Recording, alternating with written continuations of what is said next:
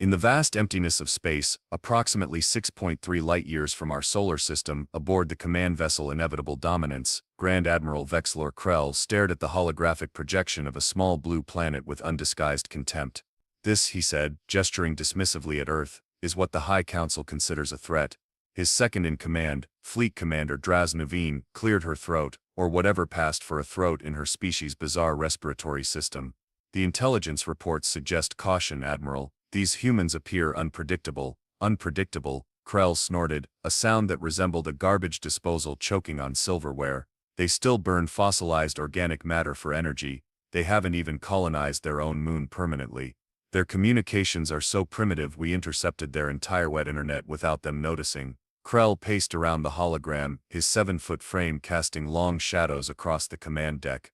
The Galactic Dominion had conquered 37 inhabited worlds in the last century alone. Each conquest followed the same pattern: arrival, intimidation, subjugation, assimilation. The pattern never failed, especially not against pre-warp civilizations still fighting among themselves over invisible boundaries on their own planet. "Show me the cultural assessment," Krell demanded. A new hologram appeared, displaying a montage of Earth media, reality television shows, cat videos, political debates, and an alarming amount of content involving humans falling down in various entertaining ways. "As you can see," Nuveen continued, "they're largely distracted by trivial entertainments. However, their fiction consistently portrays scenarios where they defeat superior alien forces through unorthodox means." Fiction, Krell emphasized, fantasies created by primitives to comfort themselves. He waved a clawed appendage through the hologram, dispersing the images. "The Dominion statistical conquest algorithm gives us a 99.97% chance of total victory within 72 Earth hours." The bridge crew straightened at this, mandibles clicking and tentacles rippling in approval. The algorithm had never been wrong, not in over 3 centuries of galactic conquest. "Prepare the armada," Krell commanded. 10,000 ships should be sufficient to overwhelm their defenses and secure the planet's resources. 10,000. Nuveen's outer eyelids fluttered in surprise. "The standard protocol for a Class 3 civilization calls for only 500 vessels, Admiral." Krell's facial ridges darkened, the equivalent of a human smile, though it resembled a python trying to smuggle a litter of hedgehogs beneath its scales. "Consider it efficiency, Commander. This species has produced an unusual amount of entertainment regarding alien invasions. Let's ensure they experience the real thing properly, with overwhelming force. Besides, this will be an excellent training exercise for our newer recruits." Across the vast expanse of the Dominion fleet, preparations began. Soldiers were awakened from stasis, weapons systems hummed to life, conquest algorithms were uploaded to tactical computers. The fleet moved into formation with the precision of a perfectly calibrated machine, each vessel knowing its exact role in the coming subjugation. In the officers' lounge, Junior Science Officer Miko Lauren studied the Earth briefing materials with growing concern. Unlike most of the military personnel, who came from warrior castes of various Dominion species, Lauren was part of the scientific corps, present only to assess Earth's technological capabilities for assimilation. "Having doubts about the mission, Science Officer?" The voice belonged to Tactical Specialist Gorv, whose species communicated through vibrations that made Lauren's exoskeleton itch uncomfortably. "Not doubts," Lauren replied carefully. "Just observations. These humans have unusual psychological profiles. They seem to respond to threats by becoming more aggressive rather than submissive." Gorv's feeding appendages twitched with amusement. "Psychology is irrelevant when faced with molecular disruptors and gravity weapons. They will submit or perish, like all the others." "Perhaps," Lauren acknowledged, but continued scrolling through the data. Something about Earth's history of warfare troubled him. Unlike most species who developed increasingly sophisticated weapons to reduce casualties, humans seem to have spent most of their technological development creating more efficient ways to kill each other, until very recently. "They've only known relative peace for a few decades," Lauren muttered. "What if—" "Attention all personnel," the ship's communication system interrupted. "Transition to sublight speeds will commence in 30 micronits. Prepare for combat deployment. Glory to the Dominion." Throughout the massive fleet, 10,000 vessels slipped out of faster-than-light travel in perfect sequence, appearing in Earth's solar system like a swarm of metallic predators. They positioned themselves in a standard conquest formation, creating a sphere around Earth that blocked significant portions of sunlight, causing premature nightfall across half the planet. On the bridge of the inevitable dominance, Krell watched with satisfaction as panic spread across Earth's communications networks. Human governments scrambled to respond, militaries went on high alert, and civilians alternated between panic and fascination, many pointing primitive recording devices skyward.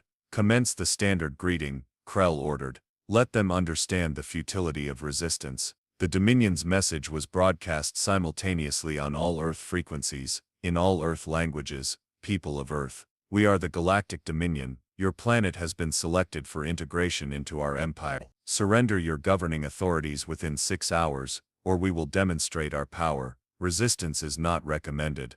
Krell settled into his command chair, anticipating the typical response: panicked capitulation, perhaps a few symbolic acts of defiance to maintain dignity. Once the humans accepted their inevitable defeat, the real work would begin: resource extraction, population management, cultural assimilation, standard procedure. "Admiral," Nuveen interrupted his thoughts. "We're receiving a response from Earth." "Put it through," Krell said, mandibles twitching in anticipation. The holographic display activated, showing a human female in formal attire, standing at a podium emblazoned with the emblem of something called the United Nations. "To the representatives of the so-called Galactic Dominion," the human began, her voice steady. "Humanity acknowledges your message. After emergency consultation among Earth's nations, we have prepared our response." Krell leaned forward, expectantly. The human's expression hardened.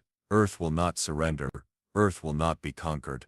If you want our planet, you're welcome to try taking it, but be warned, we've been practicing for this moment our entire existence. We've made thousands of movies about killing aliens, and we're frankly excited to see if we got the details right." Stunned silence fell across the bridge. "Did she just—" Nuveen struggled to find the words. Krell rose slowly from his command chair. 7 feet of outraged alien warlord.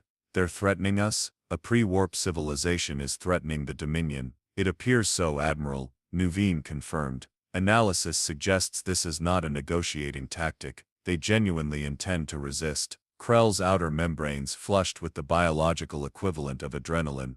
This was unprecedented, inconceivable, and yet, strangely exciting. "So be it," he growled.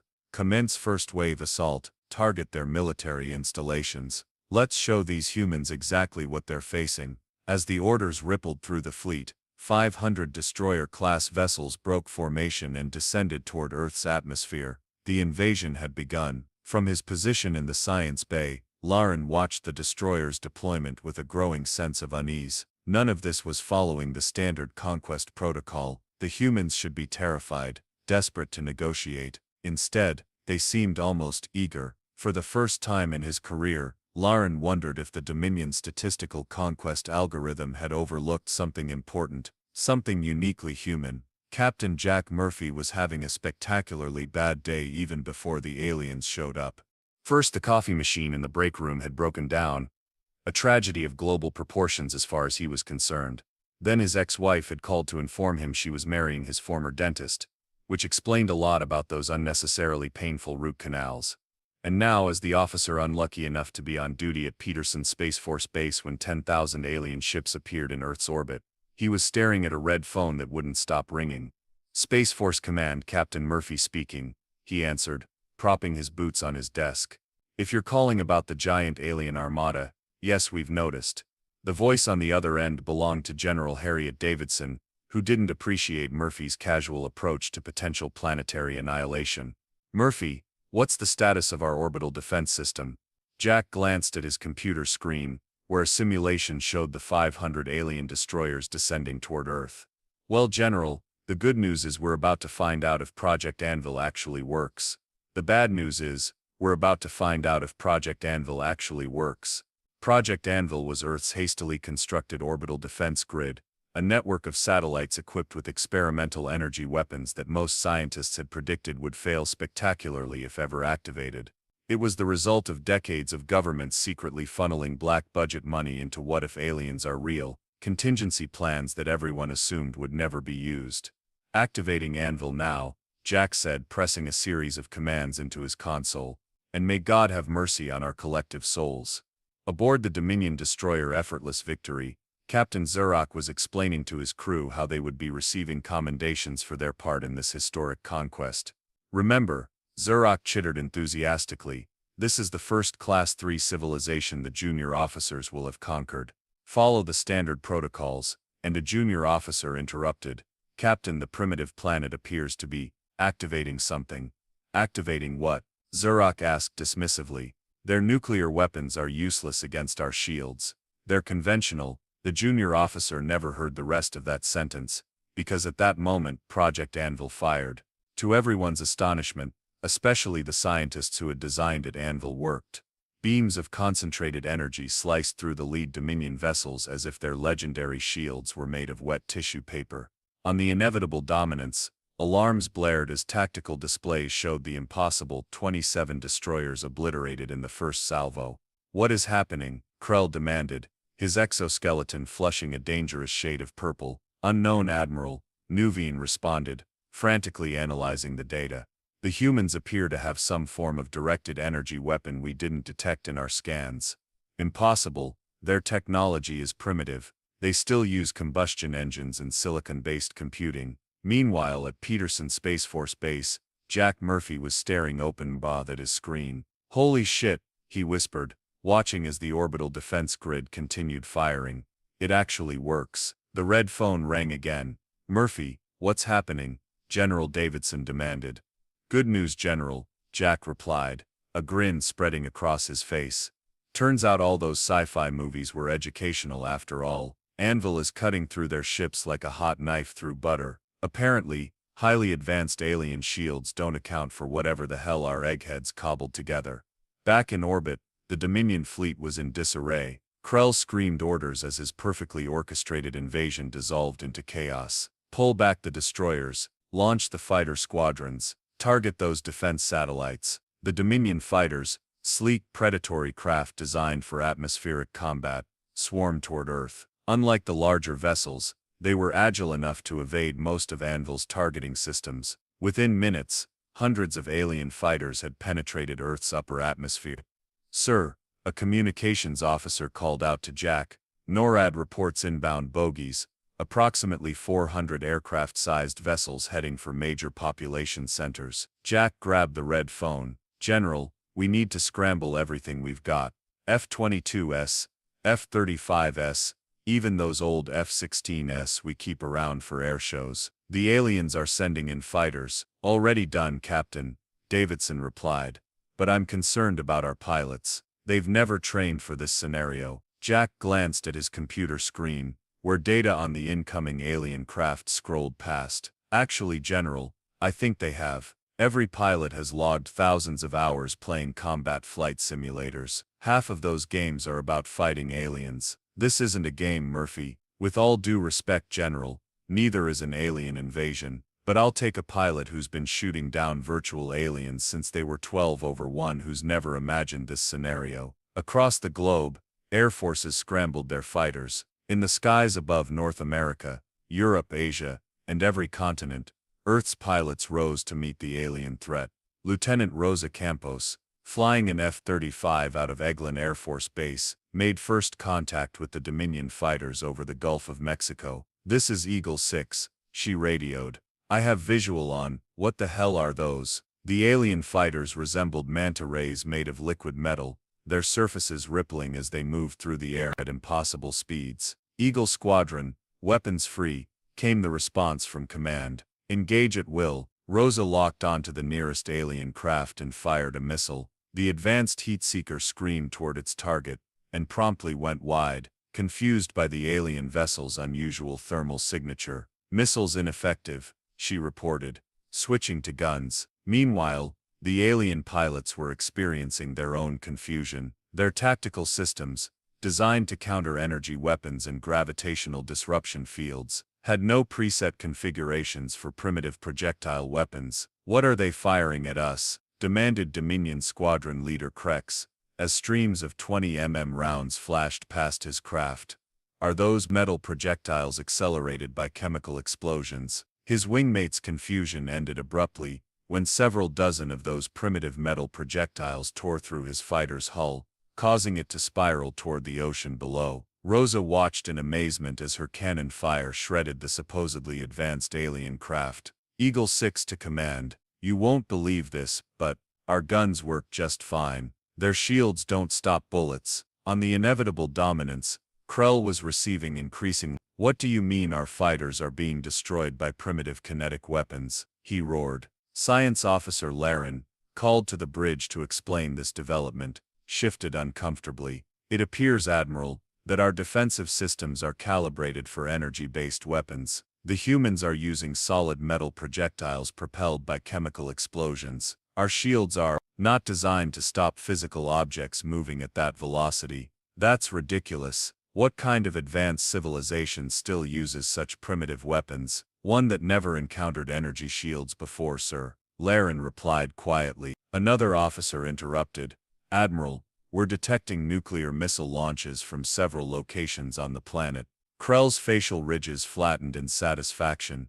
"Finally, a response that makes sense. Activate the anti-nuclear protocols." The Dominion's anti-nuclear system was one of their most refined technologies, capable of neutralizing atomic weapons by disrupting their nuclear chain reactions. As Earth's missiles rose toward the fleet, energy fields reached out to render them harmless. "Nuclear threat neutralized, Admiral," reported the tactical officer. "Of course," Krell said smugly.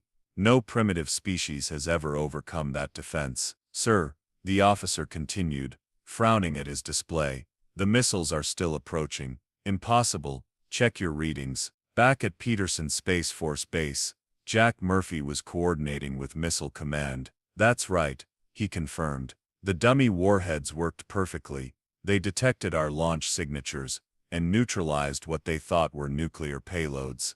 General Davidson's voice crackled over the speaker. "And the real payloads?" Jack checked his screen, watching as the modified missiles, now carrying conventional explosives instead of nuclear material, continued their ascent. "Still on target, General. Whoever these aliens are, they've never heard of the classic bait and switch." In orbit, Krell watched in disbelief as the supposedly neutralized missiles slammed into his support vessels. The warheads didn't contain nuclear material at all, just good old-fashioned high explosives which the anti-nuclear fields did nothing to stop.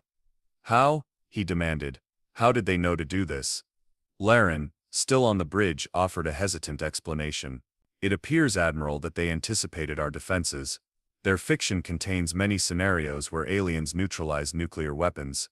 They prepared for this." Before Krell could respond, the tactical display updated with more bad news. Earth's nations had launched everything in their arsenals. Not just missiles, but also railguns, laser platforms that had been disguised as astronomical observatories, and several classified weapon systems that even most humans didn't know existed. Nuveen approached Krell, her posture conveying extreme concern.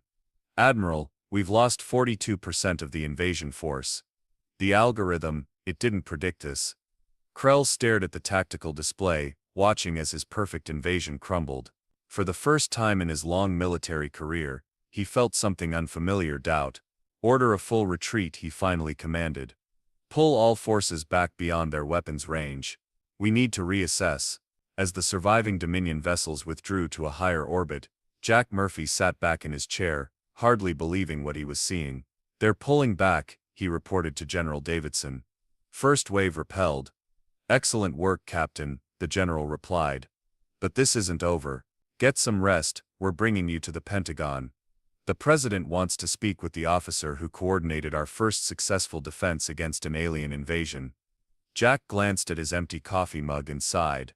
Any chance the Pentagon has a working coffee machine? In the observation bay of the inevitable dominance, Science Officer Laren watched Earth grow smaller as the fleet retreated to a safe distance. The humans had done the impossible.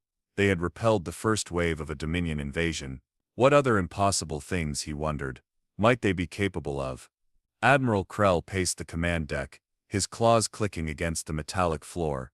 The first wave's failure was unprecedented. A statistical impossibility that nevertheless had happened. "Bring in the cultural specialist," he ordered.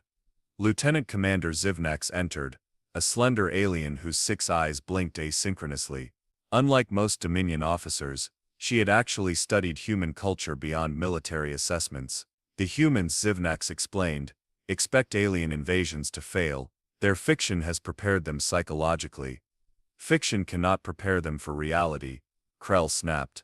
But it has, Zivnax countered. They've imagined every strategy we might employ, and developed countermeasures.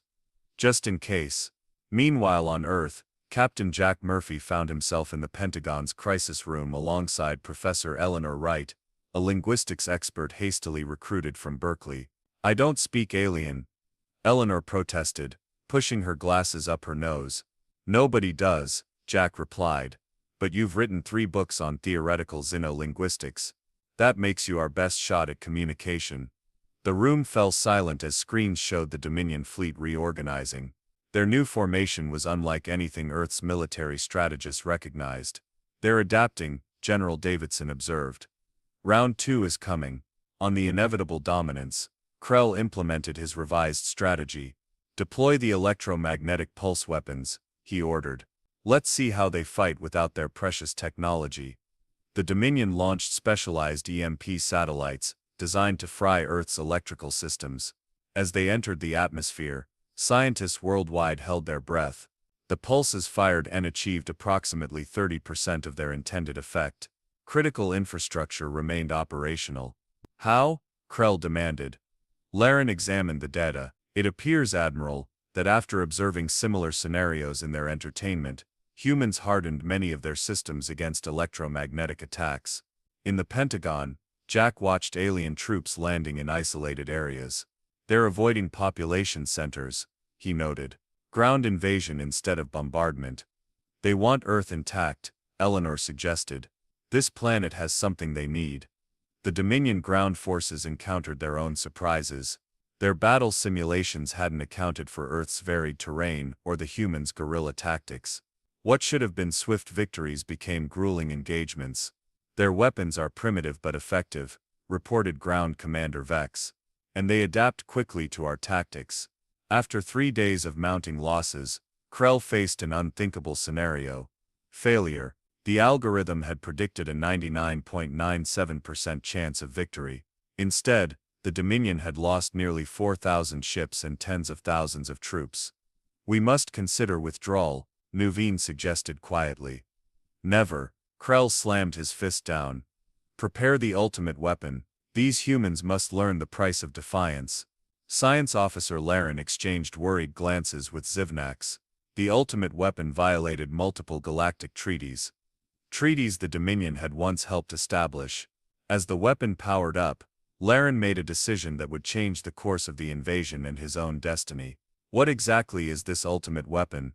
Jack Murphy asked, leaning forward in his chair at the Pentagon's Situation Room. Military analysts had detected unusual energy readings from the Dominion flagship. Something massive was powering up, causing radiation signatures unlike anything Earth scientists had ever recorded. Eleanor Wright studied the readings on her tablet. Based on their communications we've intercepted, they call it the planetary pacifier. Charming name. And it does what exactly? General Davidson asked. From what we can gather, Eleanor replied, it creates a cascading neurological effect that renders all higher life forms on a planet docile and compliant. Essentially, it rewires our brains to make us cooperative. Jack snorted. Mind control. Seriously. That's their big plan. It's actually quite brilliant. Eleanor said. Conquer a planet without destroying its infrastructure or resources. Classic colonization tactic. So how do we stop it? Davidson asked. Jack grinned. Well, General, here's where watching every sci-fi movie ever made finally pays off. We need to hack their systems and upload a virus. Davidson stared at him. Murphy, this isn't Independence Day. With all due respect, General, that's exactly what it is. And ironically, the aliens don't seem to have watched it. Aboard the inevitable dominance, Science Officer Laren slipped away from his station. What Admiral Krell was planning violated not just Dominion law, but every ethical principle Laren had sworn to uphold as a scientist. The planetary pacifier was designed for theoretical use against violent hive-minded species. Using it on individualistic sentients like humans would effectively destroy their personalities while leaving their bodies intact, a form of genocide that preserved only the physical shell. He made his way to a secure communication terminal, carefully avoiding security patrols. What he was about to do would be considered high treason, punishable by memory extraction followed by molecular dissolution. But watching the humans' unexpected resistance had awakened something in Lauren, doubt in the Dominion's supposed superiority. On Earth, a specialized team had assembled to attempt the impossible, hacking an alien computer system. Fortunately, the Dominion's earlier communication broadcasts had given Earth's programmers valuable insights into their data structures. "It's actually not that different from our systems," explained Dr. Marcus Wong, the NSA's top cryptographic specialist. "They use something like binary, just with more positions per bit. Their encryption is advanced but follows recognizable patterns." "How long to crack it?" Jack asked. Dr. Wong shrugged. "With conventional methods, centuries. But there's a shortcut. Their ships are networked, and we've already captured some of their ground vehicles intact. If we can access one of their communication nodes." "You want us to physically plug into a captured alien vehicle?" Jack asked incredulously. "Actually," Dr. Wong said, "we already have. We're in their peripheral network. We just need access to their command protocols to reach the flagship." At that moment, alarms blared. The Pentagon's massive screens showed energy building around the Dominion flagship, the planetary pacifier preparing to fire. "Time's up," General Davidson said grimly. "All personnel, prepare for neurological impact. We don't know exactly what this weapon will do, but..." The screen showing the Dominion flagship suddenly flickered. The energy buildup paused, then resumed, then paused again. "What's happening?" Davidson demanded. On the bridge of the inevitable dominance, chaos erupted. "Admiral," Nuveen cried. "The pacifier control systems are malfunctioning. The targeting parameters keep resetting." Krell slammed his fist on the console. "Impossible. Secure the systems. Override manually if necessary." "Sir," another officer reported, "we're detecting an unauthorized transmission from within the ship. Someone is sending data to the humans." Krell's exoskeleton darkened with rage. "Find the traitor, now." In a maintenance corridor, Lauren worked frantically at a terminal, transmitting the pacifier's operational codes to Earth. He had no illusions about his fate. He would be caught and executed. But perhaps his death would mean something. On Earth, Dr. Wong's team received the unexpected gift. "We've got it," Wong exclaimed. "Complete access codes to the weapons system. Someone on their ship is helping us." "Can you shut it down?" Jack asked. "Better," Wong replied with a grin. "I can reverse it." Aboard the inevitable dominance, Krell watched in horror as the planetary pacifier's energy signature changed. "The harmonics are inverting," a technician reported. "The neurological impact will be..." "Shut it down," Krell roared. "Shut it down now." "Too late," Nuveen cried. "It's firing." The pacifier discharged its energy, not toward Earth, but in a feedback loop through the Dominion fleet. Every ship within the command network received a concentrated burst of the modified neurological signal. Throughout the fleet, Dominion soldiers and officers suddenly found themselves unable to comprehend violence against humans. The very concept became repulsive, triggering intense nausea and disorientation. Jack and the Pentagon team watched in amazement as alien ground forces abruptly ceased fighting. Some dropped their weapons, others simply sat down, looking confused. "They've stopped," General Davidson said incredulously. Eleanor studied the readings. "The weapon affected them, not us. Whatever they planned to do to our brains, it happened to theirs instead." Security forces finally located Lauren, dragging the scientist before Admiral Krell. Despite the pacifier's effects, Krell's rage overrode the artificial neurological constraints. "You," he snarled. "You betrayed the Dominion." Lauren stood straight, his scientific cast's characteristic calm asserting itself. "I prevented a war crime, Admiral. The pacifier was never meant for species like humans. You've doomed us all," Krell hissed. "The fleet is compromised. Our soldiers can no longer fight." "Perhaps," Lauren suggested quietly, "that means we should stop trying to conquer and start trying to communicate." On Earth, Jack made a decision. "We need to capture one of their ships intact. Specifically, we need to rescue whoever sent us those codes. They just saved our planet, we owe them." "That's insane, Murphy," Davidson objected. "How exactly do you plan to board an alien flagship?" Jack grinned. "Remember those alien fighters we shot down? Our engineers have been studying them. Turns out they're not that complicated to fly, especially for someone who's logged thousands of hours on flight simulators. You want to fly an alien ship up to their fleet?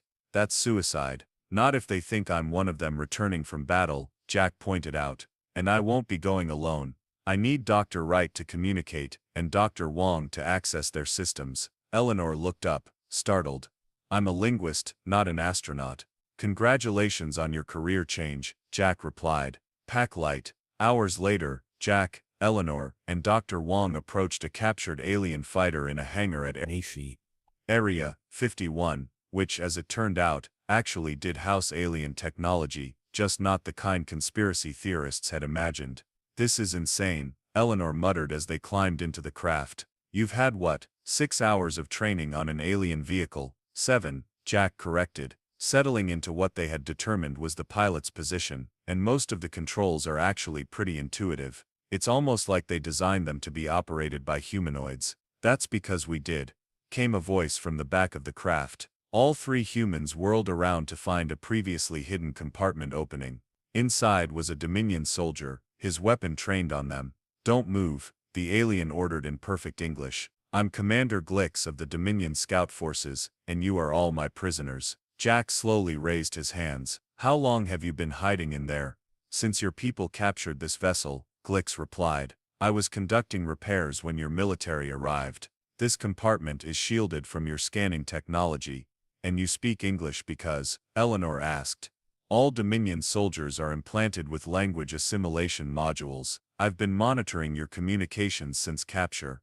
Glix gestured with his weapon. Now, you will fly this vessel where I direct you, or I will be forced to. He suddenly doubled over, dropping his weapon as a wave of nausea hit him.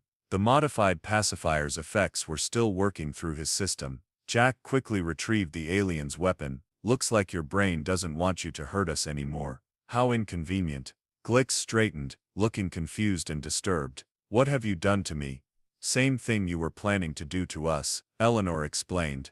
Your planetary pacifier. Now you physically can't harm humans without getting sick. The alien stared at them.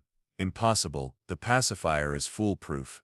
Apparently not alien-proof though, Jack said with a grin. Now, here's what's going to happen. We're still going to your flagship, but with a slight change of plans. You're going to help us rescue the person who saved our planet. Why would I do that? Glix demanded. Because, Jack explained patiently. Your options are A. Help us and potentially save your own civilization from a catastrophic mistake. Or B. Stay here on Earth as our permanent guest, while the rest of your fleet either retreats or gets destroyed. The pacifier may prevent you from harming us, but it doesn't work the other way around. Glix's alien features were hard to read, but his posture conveyed defeat. The traitor you speak of, it must be Science Officer Lauren. He always had unconventional views about conquest protocols. Great, Jack said cheerfully. Then you already know who we're looking for. Now I may have had only 7 hours of training on this thing, so I'd appreciate any tips you might have about not crashing us into the sun. As the captured fighter rose from Earth's surface toward the Dominion fleet, Jack Murphy couldn't help but reflect on the absurdity of his situation. 3 humans, and 1 reluctant alien, attempting to infiltrate an advanced alien flagship to rescue a traitor. It was, he had to admit, exactly the kind of ridiculous plan that would happen in a movie about an alien invasion, and so far, those movies had been surprisingly accurate. Jack Murphy, Eleanor Wright, and Dr. Wong approached the Dominion flagship in their stolen fighter, with a reluctant Glix providing guidance. Transmit authentication code Theta-69. Glix instructed, his mandibles clicking nervously. Jack relayed the code. Moments later, the hangar bay doors of the inevitable Dominance opened to receive them. Remember, Jack whispered, as they landed. Act like you belong here. The hangar crew, affected by the pacifier, barely glanced at the humans. Glix led them through corridors where confused aliens moved with uncertain purpose. The pacifier's effects are inconsistent, Glix explained. Some are more resistant than others. Krell will be among them. Where would they keep Lauren? Eleanor asked. Detention level section 12. But we'll need command clearance. Dr. Wong raised his tablet. Got something better. I've tapped into their systems through this fighter's neural link. I can trigger emergency protocols to clear our path. One override later, alarms blared throughout the ship. Atmospheric containment breach in sections 5 through 8. All personnel evacuate affected areas. The corridor to the detention level emptied instantly. Meanwhile, Admiral Krell raged on the bridge. The pacifier's effects left him nauseated whenever he contemplated harming humans, but his fury burned through the discomfort. "Status report," he demanded. "Atmospheric alerts in multiple sections," Nuveen reported. "And, Admiral, we're detecting unusual access patterns in the security grid. Someone's manipulating our systems." Krell's eyes narrowed. "The humans are here. Find them." Down in detention, Jack and the team located Laren's cell. The thin alien scientist looked up in surprise as his door opened. "Humans? On the flagship? Impossible. You helped us," Eleanor said. "Now we're returning the favor." "Why?" Laren asked, genuinely puzzled. "Because that's what humans do," Jack replied. "We're unpredictable like that." Alarms changed tone. "Intruder alert. Security to detention level." "Time to go," Jack said, checking the alien weapon Glix had reluctantly explained how to use. "There's something you need to know," Laren said urgently. "Krell has activated the self-destruct sequence. He would rather destroy the fleet than admit defeat." "Can we stop it?" Dr. Wong asked. "Only from the command bridge," Laren replied. Jack sighed. "Of course. Because it's never simple, is it?" The unlikely group fought their way toward the bridge. The pacifier's effects made most aliens hesitate to attack, but not all were fully affected. Jack discovered that human unpredictability translated well to combat. The aliens couldn't anticipate his unorthodox tactics. On Earth, military leaders watched the flagship's energy readings with growing concern. "Something's happening up there," General Davidson observed. "Those power fluctuations match known patterns for antimatter containment failures. If that ship explodes in orbit," someone began, "the devastation would be catastrophic," another finished. Back on the flagship, the team reached the final corridor to the bridge. Krell's voice came over the communication system. "Attention, crew of the inevitable dominance. The Dominion cannot fail. If we cannot conquer, we will leave nothing for these primitives to celebrate. Glory to the Dominion." "He's really gonna do it," Glix said, his alien features showing something like shock. "Destroy 10,000 ships and all their crews rather than retreat." "Then let's stop him," Jack replied, charging his weapon. "Wong, can you override the door?" Already on it, the bridge doors slid open, revealing Admiral Krell standing before the command console surrounded by officers too affected by the pacifier to resist him but too loyal to stop him. Krell turned, his massive frame towering over the humans. "So," he said, "the primitives come to beg for mercy." "Actually," Jack replied, "we came to stop you from throwing the galaxy's biggest temper tantrum." Admiral Krell glared at the humans with 7 feet of pure alien contempt. "You think you've won? The Dominion has conquered 37 worlds. We do not lose. First time for everything," Jack replied, keeping his weapon trained on the Admiral. "Dr. Wong, can you disable the self-destruct?" Wong moved to a console, his fingers flying over the alien interface. "Working on it. Their security is complex but not actually that different from ours conceptually." Krell laughed, a sound like rocks in a garbage disposal. "Your primitive mind cannot possibly comprehend our technology." "Actually," Wong muttered, "your advanced systems are basically just quantum computing with extra steps. And, you guys really should have changed your default admin passwords." Eleanor positioned herself between Wong and the aliens, while Jack kept his weapon on Krell. Laren and Glix stood awkwardly to the side, 2 traitors uncertain of their place in this unprecedented scenario.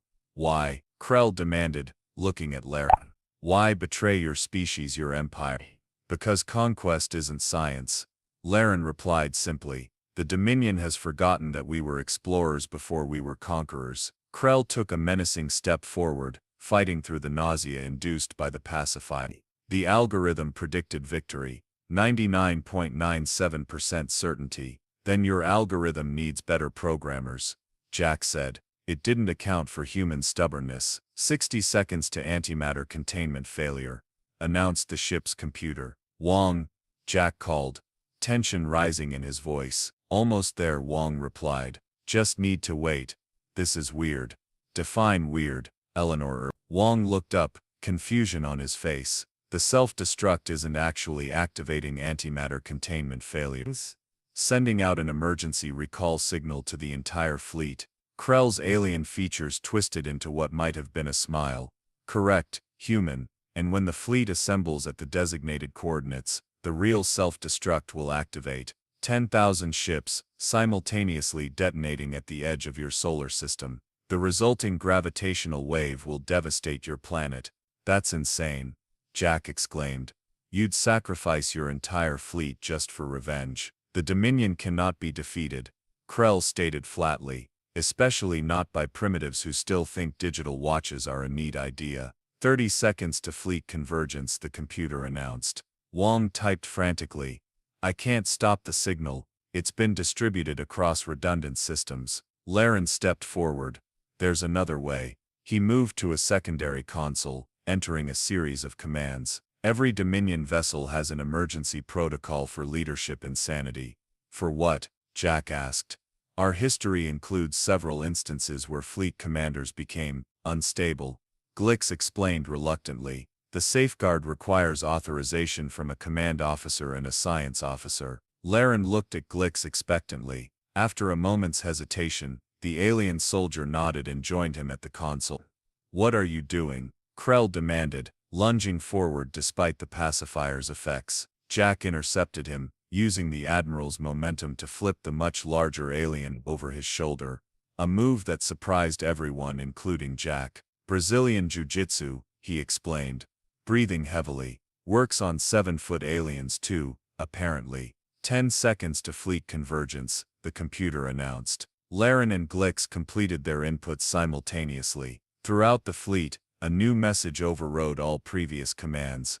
Emergency Protocol Alpha, ADMRL relief of command, retreat authorized. The recall coordinates vanished from the fleet's navigation systems, replaced by coordinates far from Earth's solar system. Across 10,000 ships, confused officers acknowledged the new orders. Fleet diverging, reported the computer.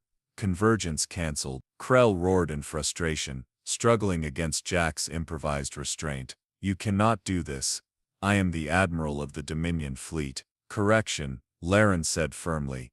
You were the Admiral. Your willingness to sacrifice the entire fleet constitutes command insanity under Dominion law. On the main view screen, the scattered remains of the once mighty fleet began jumping to faster-than-light speeds, disappearing from Earth's vicinity one by one. Commander Nuveen, finally breaking free of her paralysis, approached Krell. Admiral, under Dominion law, I must place you under arrest pending evaluation by the High Council. Krell slumped in defeat, his exoskeleton turning a sickly gray. The algorithm cannot be wrong.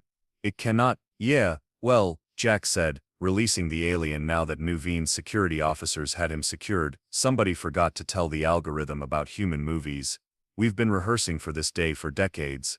As the flagship's crew regained control, the immediate crisis passed. Jack, Eleanor and Wong found themselves in the awkward position of being foreign dignitaries rather than prisoners or combatants. So, Jack asked Nuveen, what happens now? The alien commander's mandibles clicked thoughtfully. Unknown. The Dominion has never failed to conquer a targeted planet. There are no protocols for this situation. May I suggest creating one? Eleanor offered. Perhaps starting with diplomatic relations rather than planetary subjugation. 3 weeks later, Jack Murphy stood in the rose garden of the White House, feeling ridiculous in his formal military dress uniform as cameras flashed. Beside him stood Eleanor Wright, Dr. Wong, and strangest of all, Laren and Glix, who had chosen to remain on Earth as the first official representatives of what was now being called the Dominion Reformation Government. The president approached the podium. Today marks a historic moment in human history. Not only have we survived first contact with an alien civilization, but we have turned what began as an invasion into the beginning of a peaceful relationship. Jack leaned over to Eleanor. Did you ever imagine your linguistics degree would lead to negotiating humanity's first interstellar treaty? About as much as you imagined your coffee break would be interrupted by 10,000 alien ships, she whispered back. After the ceremony, Jack found Laren staring up at Earth's sky, where stars were just becoming visible in the evening light. Having second thoughts about staying, Jack asked. The alien scientist turned. No, but I am contemplating the irony. The Dominion conquered 37 worlds without truly understanding any of them. Now, we must learn to understand without conquering. That's kind of humanity's ongoing project too, Jack admitted. We're not exactly perfect at it, Perhaps that's why your species defeated us, Lauren suggested. You recognize your imperfection. The Dominion believed itself beyond improvement. Later that night, in a secure conference room deep beneath the Pentagon, Jack, Eleanor, and a select group of military and scientific leaders met to discuss the future. The Dominion is in disarray, General Davidson reported, but they won't stay that way forever. We need to prepare for what comes next. The good news, Eleanor said, is that we've learned they're not as advanced as they appear. Their technology evolved along different lines than ours, but it's not magical. The bad news, Jack added, is that there are probably other alien civilizations out there, and the next ones might have watched our movies too. Dr. Wong grinned. Then we'd better start making better ones. Across the galaxy, aboard the regrouping Dominion fleet, Commander Nuveen, now Acting Admiral Nuveen, faced the difficult task of explaining to the High Council how the most powerful fleet in known space had been defeated by a pre-warp civilization. The humans, she reported via subspace communication, are unlike any species we have encountered. They anticipated our tactics, countered our technology, and exploited weaknesses we didn't know existed. How is this possible? Demanded High Counselor Vrex. Their technological development is centuries behind ours. Because Counselor Nuveen explained, they did something we never considered. They imagined us before they met us. Their fiction, stories they created for entertainment, included thousands of scenarios involving alien contact. When we arrived, they had already rehearsed countless invasions in their collective imagination. Stories, another counselor scoffed. Defeated by stories. No, Nuveen corrected. Defeated by imagination. The humans can envision possibilities beyond their experience. They prepare for threats that don't yet exist. They create solutions to problems they've never encountered. After a long silence, High Counselor Vrex spoke again. Your recommendation, Acting Admiral. Establish diplomatic relations. Learn from them. The Dominion has conquered enough. Perhaps it's time we tried. Conversation. As Nuveen's report echoed through the halls of the High Council, a new understanding began to take root in the Dominion consciousness. The humans, those strange unpredictable creatures on their small blue planet, had taught the galaxy's greatest empire something it had forgotten over centuries of unchallenged supremacy: how to imagine a different future. On Earth, blissfully unaware of the profound philosophical crisis they had sparked in an interstellar empire, humanity continued doing what it had always done: telling stories, making movies, and imagining what might come next, including tales of the invasion that failed. And whenever alien visitors arrived on Earth in the years that followed, they came in peace, bearing gifts and scientific knowledge, and having thoroughly studied humanity's science fiction first. Because if there's one thing the galaxy learned from the Dominion's disastrous invasion of Earth, it's that when dealing with humans, it's best to know what they're imagining before they imagine you into extinction.